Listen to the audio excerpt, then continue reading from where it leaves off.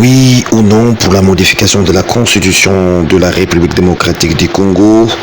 Bonjour, l'actualité qui alimente les réseaux sociaux, les salons politiques congolais. En ce jour reste la probabilité de la modification de la Constitution. Oui ou non pour la modification de la Constitution de la RDC?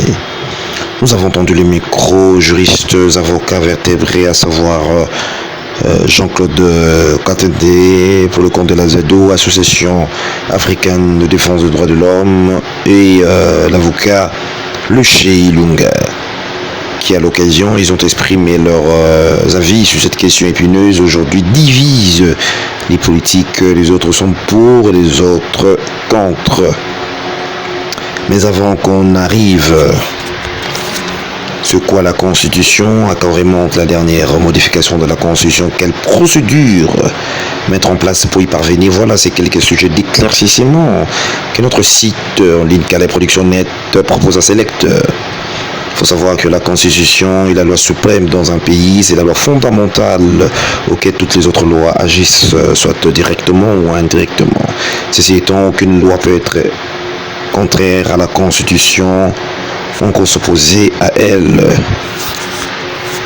La procédure constitutionnelle prévue pour le changement de la Constitution consiste à savoir le chef de l'État peut se décider de présenter le référendum ou le soumettre au Parlement. Je disais soumettre au Parlement, convoqué dans le Congrès. Dans ce cas, le projet révisitionnel sera approuvé dans la mesure où il réunit la majorité de 3/5 de suffrage. S'il faut répondre techniquement, la révision constitutionnelle est toujours prévue.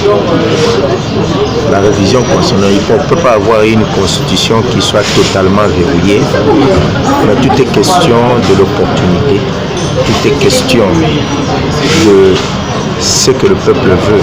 Il faut interroger le peuple.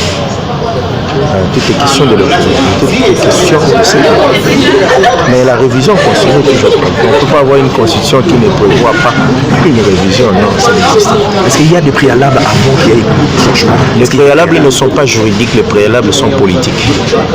Les préalables ne peuvent pas être juridiques, les préalables sont politiques. Merci beaucoup. Je vous remercie. Merci. J'ai été opposé au changement de la Constitution ou à sa modification touchant aux articles verrouillés depuis le président Kabila. Et donc j'ai poursuivi les mêmes combats. Je ne vois pas quelles sont les raisons aujourd'hui qui puissent faire en sorte que j'appuie les changements de la Constitution.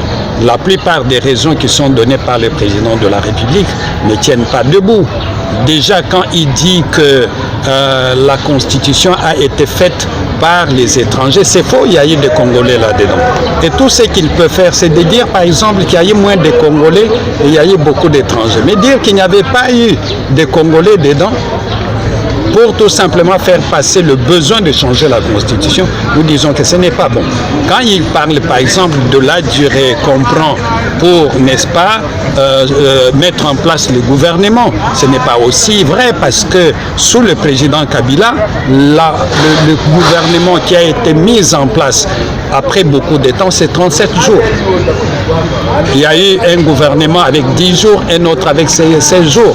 Et celui qui a pris beaucoup de temps, c'est 37 jours. Donc c'est faisable. Donc nous sommes ici en présence des problèmes de gouvernance, de mauvaise gouvernance, parce que certains individus qui sont dans les régimes ne sont pas compétents, mais on n'a pas un problème de constitution. Jean-Claude, pour faire... On ne va pas faire cette révision immédiatement.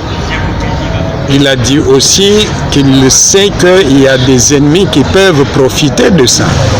Donc aujourd'hui, si vous voyez par exemple que les gens n'adhèrent pas massivement au mouvement rebelle qui lutte contre les régimes de M. Tshisekedi, c'est tout simplement parce que les gens estiment que ces gens se sont alliés aux puissances étrangères pour tuer les Congolais. Et donc, les changements de la Constitution pour donner au président Tshisekedi un autre mandat ou prolonger la durée et le nombre de mandats du président de la République sera une raison pour beaucoup de gens d'utiliser n'importe quel moyen pour s'en prendre au pays. Et donc il faut absolument que le président Tshisekedi et ceux qui le conseillent sachent qu'ils sont en train de marcher sur des œufs. Merci.